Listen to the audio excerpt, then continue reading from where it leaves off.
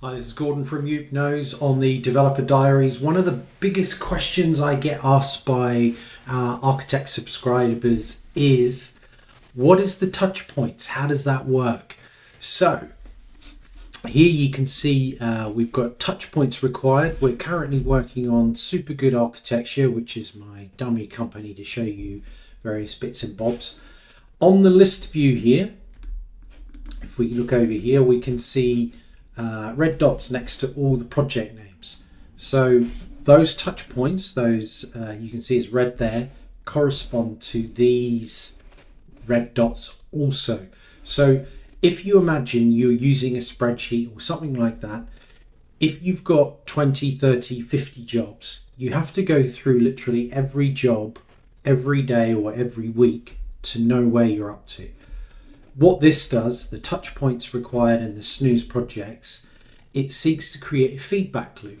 So if we take Bell Street, what I'm going to do is hit the little bell there and I'm going to snooze it for 5 days. So imagine I send something to the client and they're going to come back to me probably within 5 days. So now you can see in Bell Street it's turned green. Touch points have gone from 4 to 3 and it says now that we've snoozed one project. So I snoozed Bell Street for 5 days, and after 5 days, after 4 days it'll go amber, after 5 days it will go red again. So if you are running a practice and you've got a whole bunch of live projects and you reduce your touch points to 0 and make sure you've snoozed all your projects, which is the same kind of thing, then it means that you're managing all your projects. So if I snooze church, so there's 2 ways of snoozing a project. You can kind of come in here and snooze it. I'm going to snooze it for 2 weeks, boom. Or I can do it here, boom. So you can see now that both of those have turned green and we've got 2 touch points required. We've got 4 live jobs up here. So what you can do now is you can actually filter by the red jobs and I can filter by green jobs.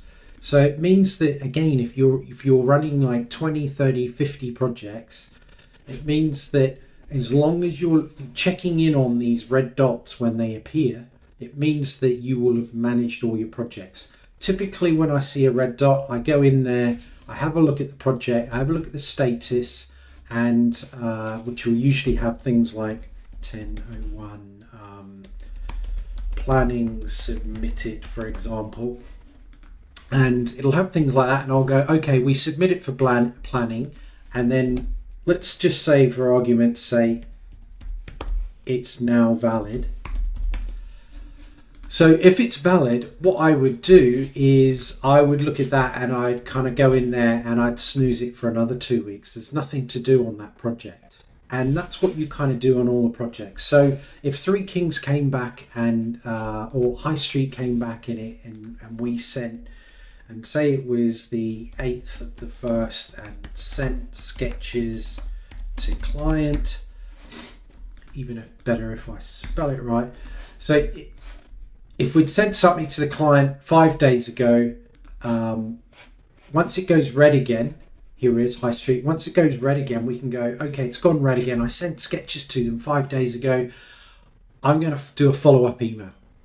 And then I would do the follow-up email, and then I would probably snooze it for another 5 days and wait for them to come back to me. So what it's doing is, if you've got lots of projects on the go, you only have to think about the projects that you're actually working on in front of you, and the red dots or the snoozing, it allows the projects to kind of come back so you don't forget about it. So it's a really, really good step up from spreadsheets and those kind of things. It's a really good way of thinking about it, is you're throwing a boomerang of a project, but it's going to come back within 1 day, 2 day, 5 days, 1 week or 2 weeks. You're never ever, as an architect, going to forget about a project ever again. So hopefully that explains the touch points required in the snooze projects today. Any questions, just put it in the comments or send us an email. Thank you very much.